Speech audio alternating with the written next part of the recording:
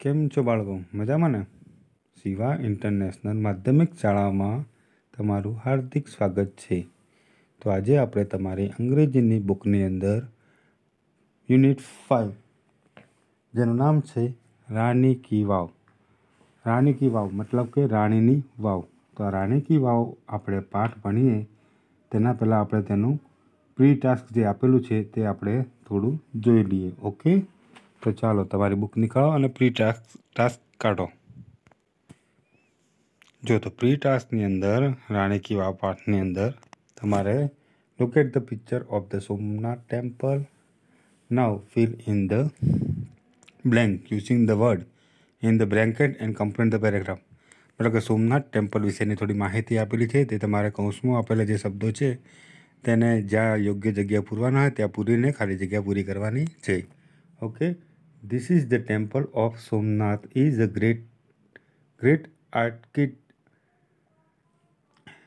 architectural example of the Hindu temples. The peak is called Shikhara. This roof is also pronounced steeple or dome. The temple faces east and has a big central hall with 3 entrances. It has richly carved doorways. The endless pillars are called stambhas. They make it look spectral. There is a flag on the tallest peak of the temple. We can also see carved domes. The whole structure looks enchanting and majestic. This temple is near the sea. Okay, मतलब કે આ જે સોમનાથનું મંદિર છે તે હિન્દુ મંદિરના સ્થાપત્યનું એક ઉત્તમ ઉદાહરણ છે. તેની ટોચને જ આપણે શિખર કહેવામાં આવે છે. આ છત છે તેના પગથિયા અથવા ગુંબજ તરીકે પણ ઓળખવામાં આવે છે. તેની છતોને તેને ગુંબજ તરીકે પણ ઓળખવામાં આવે છે. આ મંદિર એ પૂર્વ દિશા તરફ મુખ કરેલું છે આ મંદિરનું, અને તેની અંદર એક વિશાળ સેન્ટ્રલ હોલ, મધ્યમાં સેન્ટ્રલ હોલ જેના 3 પ્રવેશદ્વાર છે. બરાબર, તે આ મંદિર છે. હવે ઘણા બધા થાંભલાઓ જે આપેલા છે એને આપણે સ્તંભાસ કહેવાય છે. શું કહેવાય? સ્તંભાસ. તે એકદમ જોવાલાયક લાગે છે. મંદિરની સૌથી ઊંચી ટોચ ઉપર એક ધ્વજ છે. આપણે અહીં વક્ર ગુંબજ પણ જોઈ શકીએ છીએ. આખું માળખું એકદમ મોહક અને ભવ્ય લાગે છે, અને આ મંદિર એ સમુદ્રની નજીક આવેલું છે. કયું? સોમનાથનું મંદિર. ચાલો હવે આગળ જઈએ. Look at the picture of Maqbara located at Junagadh and say whether the sentence are true or false. મતલબ કે આ મકબરાનું પિક્ચર જોઈને, જુનાગઢમાં આવેલો મકબરો છે મોહમ્મદ મકબરો, તેનું ચિત્ર જોઈને સાચા ખોટા કરવાના છે તેના સેન્ટેન્સને. There are 2 minarets around the મકબરા. મતલબ કે મકબરાના આજુબાજુમાં 2 મિનારા આવેલા છે. આ 2 મિનારા છે, આ ત્રીજો, ચોથો, પાંચમો, એમ 5 મિનારા છે. તો પહેલું શું આવશે? ખોટું. The domes are full of carving of them. મતલબ કે જે ગુંબજો છે તેની, બરાબર, એકદમ કોતરણીવાળી છે. સાચી વાત છે, true. The minarets look beautiful because the stairs are spiral. મિનારાઓ ખૂબ જ સુંદર લાગે છે કારણ કે જે સીડીઓ છે એ કેવી છે? સર્પાકાર છે. કેવી છે? સર્પાકાર, સાપના આકારની છે. સાચું. There is no scope having a view of Junagadh from મકબરા. મતલબ કે જુનાગઢ જોવા માટે આ મકબરાથી કોઈ ઉત્તમ વ્યવસ્થા નથી. તો ખોટું, કારણ કે અહીંયાથી જુનાગઢ જોઈ શકાય છે. The Maqbara is a king place. આ મકબરા એ રાજાનો મહેલ કહેવાય છે. તો ખોટું. મકબરો એ કોઈના મૃત્યુ પછી તેની યાદમાં આવેલું એક સ્થાપત્ય છે. There are 5 domes on the main structure. ત્યાં આગળ 5 ગુંબજો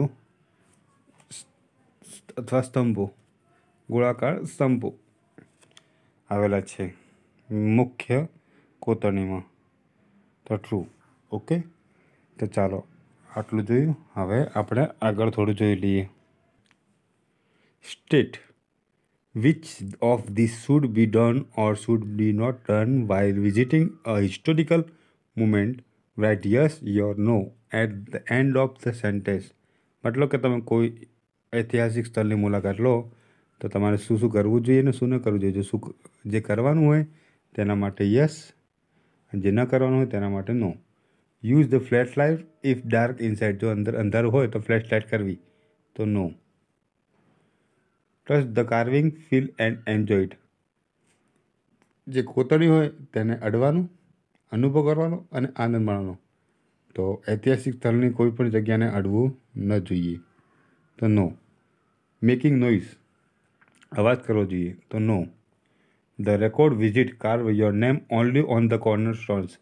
મતલબ કે મુલાકાતને રેકોર્ડ કરવા માટે કે મુલાકાતને યાદગાર બનાવવા માટે તમારે તમારું નામ એક કોતરવું જોઈએ એક પથ્થર ઉપર તો no. Keep the place clean. જે મહેલ છે, જે જગ્યા છે એને હંમેશા ચોખ્ખી રાખવી જોઈએ તો yes. Listen to guide carefully. જે ગાઈડ તમને વાત કહી રહ્યો છે તેને એકદમ સાવચેતીથી સાંભળવી જોઈએ તો યસ. પછી scratch the exhibits to check it material. કોતરણીને ચેક કરવા માટે તમારે તેના પર સ્ક્રેચ કરવું જોઈએ તો ખોટું, no. Ask question to your teacher or the guide. તમારા ગાઈડ અથવા તમારા શિક્ષકને તમે પ્રશ્ન પૂછી શકો, યસ, હા પૂછી શકો. ચાલો બાળકો, તો હવે આપણે આગળ રાણી કી વાવ. રાણી કી વાવની ચર્ચા કરીએ તે પહેલાં આપણે તેના વિશે થોડી માહિતી લઈ લઈએ. ઓકે, તો રાણી કી વાવ એ ઉત્તરીય ભારતમાં ગુજરાતમાં પાટણની નજીક એક રાજવી વાવનું અદ્ભુત ઉદાહરણ છે. બરાબર, કોણ? રાણી કી વાવ. ઓકે, 1022 અને 1063 ADની વચ્ચે, એડી એટલે ઈસવીસન પૂર્વે, 1022થી લઈ અને 1063 ઈસવીસન પૂર્વની વચ્ચે રાણીની વાવ એ રાણકી વાવ તરીકે પણ જાણીતી છે. કેમ કે એમ માનવામાં આવે છે કે રાણી ઉદયમતીએ તેના સ્વર્ગસ્થ પતિ ભીમદેવ પ્રથમની યાદમાં આ કામ શરૂ કરાવ્યું હતું, આ વાવ બંધાવવાનું. ભારતમાં વાવનો પાણી અને વિસામો પૂરો પાડવા તથા લોકોનું ધ્યાન ખેંચવા માટે સદીઓથી ઉપયોગ કરવામાં આવતો હોય છે. આ છે વાવ. આ રાણી કી વાવ દેખાય છે તમને? રાણીની વાવ ખાતે જમીનમાં 20 મીટર કરતાં વધુ ઊંડે સુધી ઉત્તરથી 7 અગાસી એટલે 7 માળની આ વાવ છે. સ્થળો છે જ્યાં મુલાકાતીઓ ગરમીથી બચવા માટે ભેગા થઈ શકે છે. ગરમીથી બચવા માટે અહીંયા બધા અંદર નીચે ઉતરી શકે છે. આ સ્થળ 1950માં જ ફરીથી શોધી કાઢવામાં આવ્યું હતું. કેમ કે સદીઓથી તેના ઘણા બધા સ્થળો માટીથી પુરાઈ ગયા હતા. પણ રાણકી વાવના દેખાય છે રાણકી વાવ વાળી. પરિણામે વાવની અલંકૃત કોતરણીઓ ઉત્કૃષ્ટ રીતે જળવાઈ રહી છે. તેની ઘણી બધી વિરલ વિશેષતાઓ છે કે જેની ભારતમાં સૌથી વધુ અગત્યની વાવ પૈકીની એક વાવ તરીકે આ રાણીની વાવની ગણના થાય છે. 2011માં સ્કોટલેન્ડથી એક ટીમ ગુજરાતમાં આવી હતી જે સ્કોટિશ તેના 10 પ્રોજેક્ટના ભાગ તરીકે 3D લેઝર સ્કેલનો ઉપયોગ કરીને વાવની અલંકૃત કોતરણીઓવાળી અગાસીનું ડિજિટલ રેકોર્ડિંગ કરવા માટે ભારતીય પુરાતત્વ સર્વેક્ષણના વારસાલક્ષી નિષ્ણાતો સાથે નિકટતાથી કામ કરવા 2 અઠવાડિયા ગાળવા માટે અહીંયા આવી હતી. દરેક અગાસીમાં હિન્દુ દેવીઓના અલંકૃત અને એકબીજામાં ગૂંથાયેલા જટિલ શિલ્પો સાથે શણગારે છે. આ તમને દેખાતા હશે, દેખાય છે ને? બહુવિધ સ્તંભયુક્ત પેવેલિયનોથી સુશોભિત કરવામાં આવી છે. આ સ્તંભોને એકદમ ખૂબ જ આયોજનબદ્ધ રીતે ગોઠવવામાં આવી છે. બારીક સંખ્યાબદ્ધ કોતરણીઓ અને તેની જટિલતા આ સ્થળનું ડિજિટલ રેકોર્ડિંગ કરવામાં ખૂબ જ પડકારરૂપ હતા. રાણીની વાવ એ વિશ્વ વારસાઈ દરજ્જા માટે યુનેસ્કોની કામચલાઉ યાદી પર છે અને તે હવે આપણે વિશ્વ વારસા તરીકે 2014માં યુનેસ્કો દ્વારા જાહેર કરવામાં આવી છે. વિશ્વ વિરાસતનું સ્થળ રાણીની વાવને 2014માં યુનેસ્કોએ જાહેર કરી દીધું છે. ઓકે, તો ચાલો હવે રાણી કી વાવને આપણે ભણીએ તે પહેલાં આપણે તેના સ્પેલિંગોની ચર્ચા કરી લઈએ. તો ચાલો આપણે સ્પેલિંગો જોઈએ. તો પહેલો છે અપ્રૂવડ એટલે મંજૂર કરેલું. સાઇટ એટલે જગ્યા અથવા સ્થાન.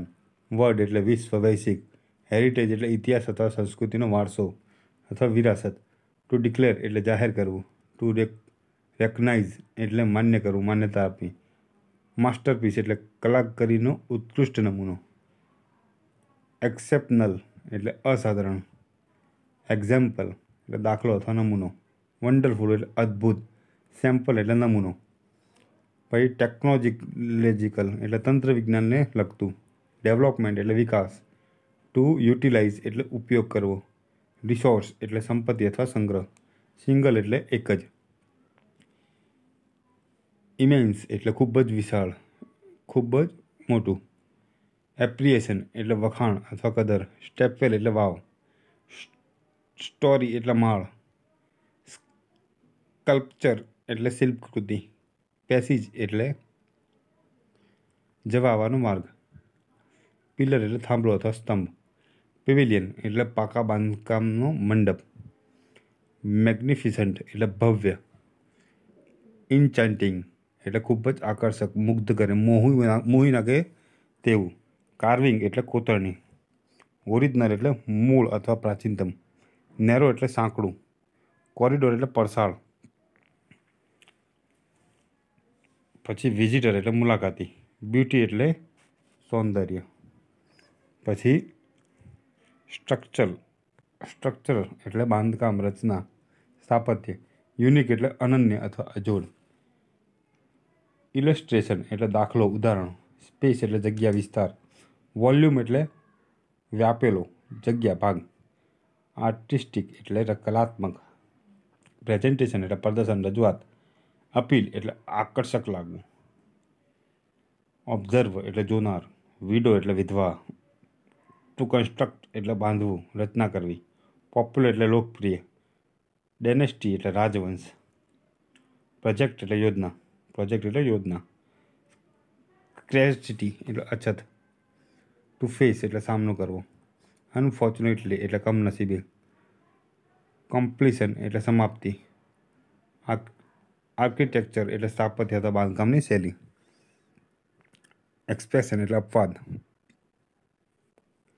ડિસ્પ્લે એટલે દર્શાવવું, પ્રદર્શન કરવું, સ્પ્લેન્ડિડ એટલે ભવ્ય, વખાણવા લાયક, માર્વલ એટલે અદ્ભુત વસ્તુ, શ્રેષ્ઠ વસ્તુ, સોલ્લી એટલે ખાસ, ફક્ત, ટુ ડેડિકેટ એટલે અર્પણ કરવું, શેપ એટલે આકાર, રૂપ, પોસ્ચર એટલે અંગસ્થિતિ, મુદ્રા, સ્ટેચ્યુ એટલે મૂર્તિ, ગેલેરી એટલે પડસાળ, બાલ્કની.